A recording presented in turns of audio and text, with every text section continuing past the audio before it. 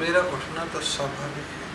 और मैं सबसे पहले अगर मुझे दिक्कत है तो मैं अपने माँ बाप को कोसने की शुरुआत करूँगा कि आप ध्यान नहीं देते। माँ बाप ने हाथ उठा दिया कि नहीं भाई पड़ोसी दिक्कत दे रहा है, तो मैं पड़ोसी को कोसना शुरू करूँगा। पड़ोसी कहेगा कि वो बगल के पड़ोस के दूसरे मोहल्ले के लोग हैं, तो मैं उनको कोसना शुरू करूँगा। मोहल्ले वालों ने भी समझा दिया कि नहीं भाई ये दूसरे शहर से आया हो, तो हम उनको कोसना शुरू करेंगे। हमारी समझ जहाँ तक जाएगी हम वहाँ रुक जाएंगे। और सुना कि पड़ोस के गांव में भी दिक्कत है, वैसे ही हम उनसे पूछेंगे। तो हमारी ऊर्ध्व गति में समस्याओं की जड़ पे जाने में दिक्कत हो, तब हम हो सकता है कि बगल के शहर वालों को दोषी मान लें कि इनकी वजह से मेरे को परेशानी हो रही है। जैसे एक देश में युद्ध होता है और यहाँ तेल की कीमतें बढ़ जाती हैं और मैं देश की सरकार को गाली दूं बिना यह जाने कि चीज़ें कहाँ से। एक चीज़ और तुमने देखी होगी कि गांव में बिजली जाती है तो वो गांव का बिजली घर वालों की पिटाई तक लगाने पे आ जाते हैं कि तुम ही बदमाश हो। वो कहते भैया शहर से बिजली कट जाती 2-2 घंटे, नहीं 2 घंटे के बाद भी चलेगी। उनका समझ में ही नहीं आता कि पावर हाउस भी कोई चीज़ होती जहाँ बिजली बनती, जहाँ से जा सकती है। और पावर हाउस में बोले हम तो बना रहे थे, ग्रिड फेल हो गई। तो हमारी समझ जहाँ तक जाएगी और जितनी जागृत रहेगी हम उस हिसाब से डालेंगे। अगर देश गुलाम है तो कौन कौन लोग असर में आएंगे और कितना असर आएगा ये समझना कठिन होता है।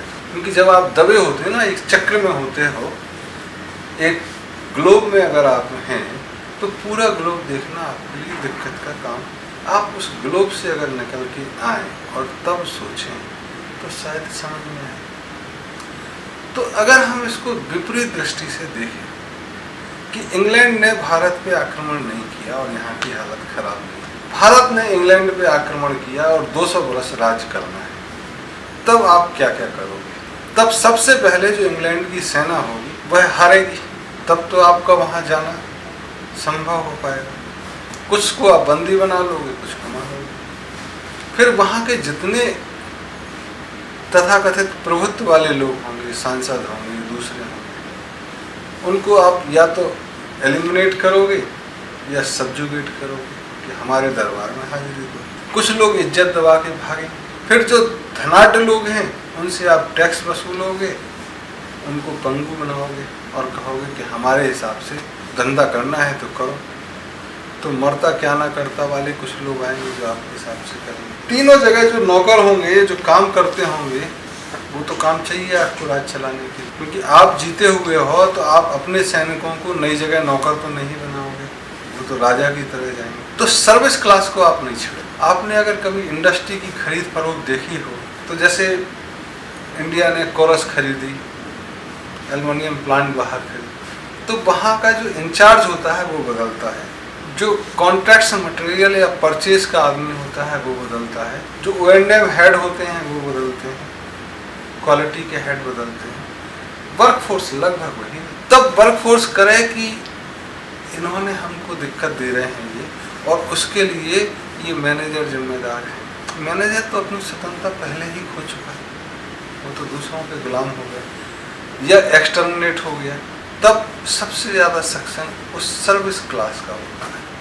ऐसा ही भारत में कुछ अलग नहीं हुआ कि जितने सर्विस क्लास थी, जितना शूद्र वर्ग था, उस पर आतताइयाँ कंटिन्यूस रही। शुरू के लोग तो या तो ख़त्म हो गए या उनके मातहत हो गए, तब वह अपने लोगों का ही खून चूसने लगे। तो जैसे भारत में अगर टैक्स वसूलना है तो उन्होंने जमींदार कहा कि भाई जो जितना वसूलना है उतना हमको दे दे, हमको इतना चाहिए। तब जमींदारों ने अपने ही लोगों का खून ज़्यादा चूसा और अंग्रेज राज को उतना टैक्स चाहिए। तब अपने ही लोगों का खून चूसने लगे कौन? जो उनके मातहत थे और शुरू में आपके संरक्षक थे, वही भक्षक बन गए।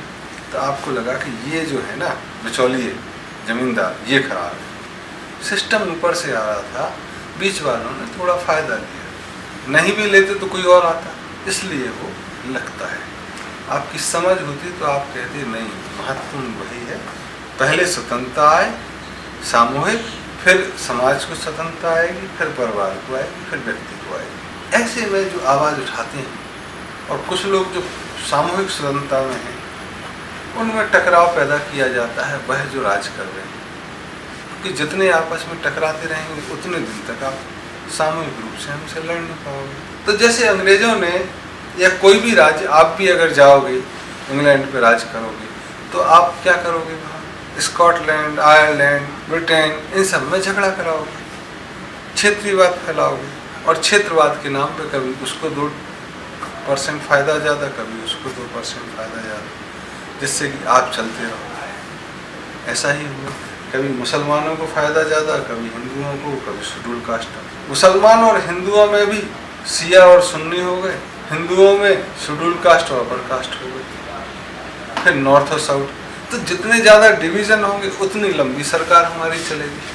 और श्रूडनेस तो यही कहती है पॉलिटिकल, कि ऐसा करें और ऐसा किया है। तो जो सबड्यूड हैं उनको लगता है कि नहीं, हमारा ही आदमी हमको खा रहा है, दूसरा आदमी तो ठीक है क्योंकि देखो उसने हमको फ़ायदा दिया। तो मेरी समझ उस समय, तो उनकी चाहे वह कितने भी महान रहे हों या समझे जाते हैं, प्रश्न ये आता है कि पूरे में से वही कैसे फ्री रह सकते हैं जब पूरा देश गुलाम है। इसलिए ऐसी बातें उठी जो मेरे हिसाब से एक पूरी समझ का अभाव दर्शाते। और हमारे प्रयास ये होने चाहिए कि जब देश स्वतंत्र हो गया तो समाज भी स्वतंत्र हो, परिवार भी स्वतंत्रता की सांस लें और व्यक्ति को भी आज़ादी हो, जो वो काम करना चाहता है वह करे। ऐसा नहीं कि सबसे अच्छा बच्चा IIT जाएगा, फिर CA बनेगा, फिर ये बनेगा। सब दूर पैसे अच्छे हों। चाय बनाने वाला भी अगर अच्छी चाय बनाता है जो नहीं मिलती है उम्र, तो उसके भी पैसे होने चाहिए। डॉक्टर की फीस ही 1000 रुपये क्यों?